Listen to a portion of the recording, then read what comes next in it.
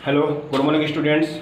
आज हम जो है कक्षा 7वीं में संस्कृत विषय में चत्वारः पाठा चार पाठ पढ़ने को जा रहे हैं, जिसका नाम है चाणक्य वचनानि। और इसके पूर्व में मैं आपको जो है 3 श्लोक पढ़ा चुका हूँ। कितने श्लोक पढ़ा चुका हूँ? 3 श्लोक पढ़ा चुका हूँ। मेरा आपसे निवेदन है कि आप जो है बार बार उन श्लोकों को पढ़ें और याद करने का प्रयास करें। जितना आप पढ़ेंगे वह उतना ही श्रेष्ठ होगा, ठीक है। और उनको अपने जीवन में उतारने का प्रयास करें। तो आइए एक बार पुनः मैं उस श्लोक की ओर ले जा चलता हूँ। वैसे उस दिन ये श्लोक हो चुका था, लेकिन एक बार और आप पढ़ने का प्रयास करें कि सुखार्थी चेत त्यजेत विद्याम। जो सुखार्थी है, यानी जो हमेशा सुख चाहता है, ऐसे व्यक्ति का जो विद्या है वह त्याग कर देती है।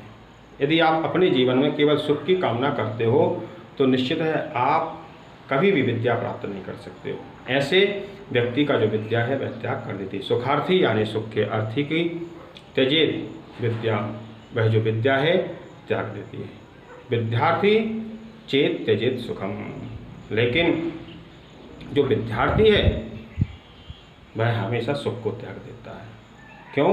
क्योंकि वो पढ़ने में बहुत परिश्रम करता है, और जो व्यक्ति परिश्रम करता है वह कदापि कभी भी सुख की कामना नहीं करता है, ठीक है। तो विद्यार्थी चेत त्यजेत सुखम, या इस तरह भी आप बोल सकते हैं कि विद्यार्थी को सुख की कामना छोड़ देनी चाहिए। सुखार्थी ना कुतो विद्या, क्योंकि जो सुखार्थी है, जो सुख चाहने वाला है, उसको कहाँ से विद्या प्राप्त होगी। और जो विद्यार्थी न कुतः सुखम, और जो सच्चा विद्या का उपासक है, जो सरस्वती का साधक है, सच्चा जो सरस्वती की साधना में लगा रहता है, विद्यार्थी न कुतः सुखम, उसको कहीं से भी सुख प्राप्त नहीं हो सकता जब तक वो अपने के लक्ष्य को प्राप्त नहीं करना सकता। जब वह अपने लक्ष्य को प्राप्त कर लेता है, जैसे उसका एक लक्ष्य होगा कि मुझे पढ़ाई करने के बाद में कलेक्टर बनना है, या कोई ऑफिसर बनना है, अथवा तो डॉक्टर बनना है, तो निश्चित है उसको सुख मिलेगा। उसके बाद में सुख मिलेगा जब वो अपने लक्ष्य की प्राप्ति कर लेगा। आइए 5वां श्लोक पढ़ते हैं कि तक्षकस्य विषम दंते। बताया जो तक्षक नाम का सर्प होता है, वैसे तो कई जातियां हैं सर्पों की, ठीक है। तो उसमें से जो प्राय वैज्ञानिकों ने भी सिद्ध किया है कि जो 90% सर्प होते हैं उनमें विष नहीं होता है। हमारी धारणा क्या है, हमारा ध्यान क्या है कि सभी सर्पों के अंदर विष होता है, लेकिन नहीं। जो 90% सर्प होते हैं उनके अंदर विष नहीं होता है। यदि व्यक्तियों की मृत्यु होती है तो वह केवल घबराहट के कारण हो जाती है। तो जो तक्षक नाम का सर्प होता है उसके दांतों में विष होता है। तक्षकस्य विषम दंते, ठीक है। मक्षिकायः विषम मुखे, मक्खी के मुख में विष होता है। इसलिए हम पहले देखते थे कि हमारे जो बूढ़े बुजुर्ग जन हैं वह भोजन के लिए बैठते थे, तो जो उनकी धर्मपत्नी है, जब वह भोजन करते तो वह हाथ से पंखा झलती थी और वह भोजन करते थे। क्यों? क्योंकि मक्खियों के मुख में जहर होता है। सर्प के दांत में जहर होता है और मक्खियों के मुख में जहर होता है, ठीक है। और वृश्चिकस्य विषम पुच्छे, और जो बिच्छू होता है उसकी पूंछ में विष होता है। वृश्चिकस्य विषम पुच्छे और सर्वांगे दुर्जनस्य तो। और आचार्य चाणक्य कहते हैं कि जो दुष्ट व्यक्ति होते हैं उसके प्रत्येक अंग में विष होता है। इसलिए हमेशा ऐसे लोगों से, ऐसे व्यक्तियों से दूर रहना चाहिए। एक बार मैं आपको बता देता हूँ कि तक्षकस्य विषम दंते, तक्षक के दांतों में विष होता है।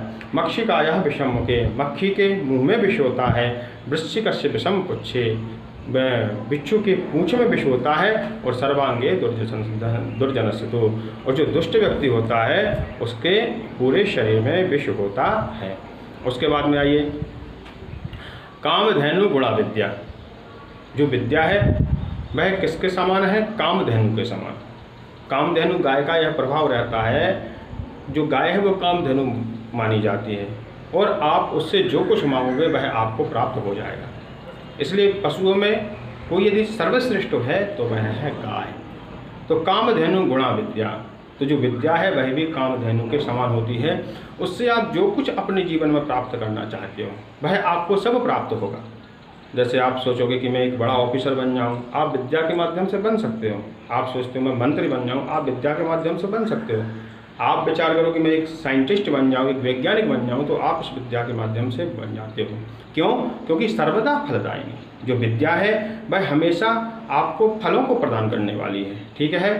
प्रवासे मातृ सदृशी, प्रवास में आप कहीं बाहर जाते हैं तो जैसे एक माता अपने पुत्र की रक्षा करती है, अपनी संतान की रक्षा करती है, वह किसी भी प्रकार का कष्ट जो है अपनी संतान को नहीं होने देती है, वैसे ही यह जो विद्या है वह हमारी रक्षा करती है, हमारी रक्षा में तत्पर रहती है। क्यों?